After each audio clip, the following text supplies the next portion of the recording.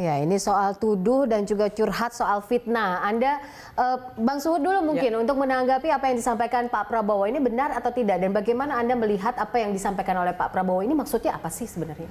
Ya, saya kira Pak Prabowo menanggapi apa yang berkembang di kampanye selama ini ya. Artinya ada tudingan ya, narasi-narasi negatif yang dilontarkan oleh timnya Pak Jokowi sendiri ya. Pak Jokowi lah, tapi netizen kita nggak tahu siapa, bisa jadi sengaja untuk memperkeruh suasana. Yang ketika mengatakan bahwa kalau Pak Prabowo menang, kalau 02 menang, ini akan berdiri khilafah, akan tidak ada tahlilan, tidak. Saya kira itu narasi negatif yang tidak benar ya. Itu bahkan itu fitnah, hoax ya. Jelas artinya partai yang terlibat di dalam proses pemilu ini adalah partai yang sudah di-screening secara ideologi, secara politik, artinya tidak ada masalah gitu. Begitu juga Pak Prabowo sebagai pribadi.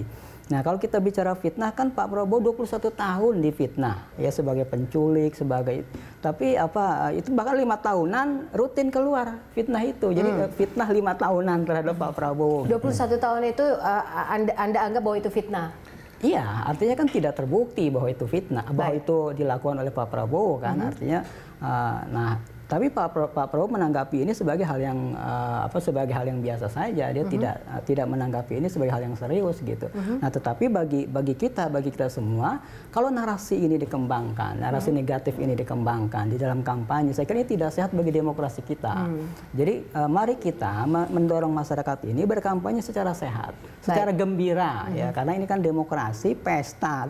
Pesta itu tidak boleh ada yang bersedih, tidak boleh ada yang menyendiri. Dia harus berbaur, gembira gitu. Baik, Bang Charles, satu hal yang menurut saya kita harus garis bawahi bersama-sama, yaitu kedua pasangan calon, baik Pak Jokowi maupun Pak Prabowo, sama-sama mengatakan komitmen untuk mempertahankan Pancasila. Jadi ini pesan yang harus keluar kepada siapapun, bahkan mungkin mereka merasa mendukung calon tertentu, apabila nanti calon tertentu menang, tidak akan ada yang mengubah ideologi Pancasila, dan dua-duanya sepakat bahwa ideologi Pancasila adalah tujuan dari negara ini. Oke, baik.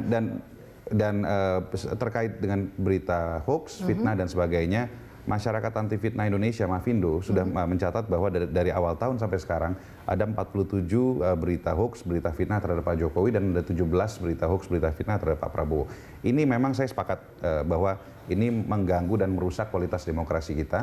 Ke depan tentu saja kita berharap kontestasi politik berbicara soal rekam jejak, program kerja, track record dan sebagainya tidak lagi diganggu ya, amplifikasinya bukan saja terkait dengan berita hoax, fitnah dan sebagainya. Tetapi kalau bicara soal 21 tahun itu hoax atau tidak, itu saya rasa perdebatan untuk hari lain lah gitu, karena perdebatannya mungkin 2 jam tidak cukup soal hal itu. Baik, nanti kita akan lanjutkan lagi sesaat lagi, pemirsa tetaplah bersama kami.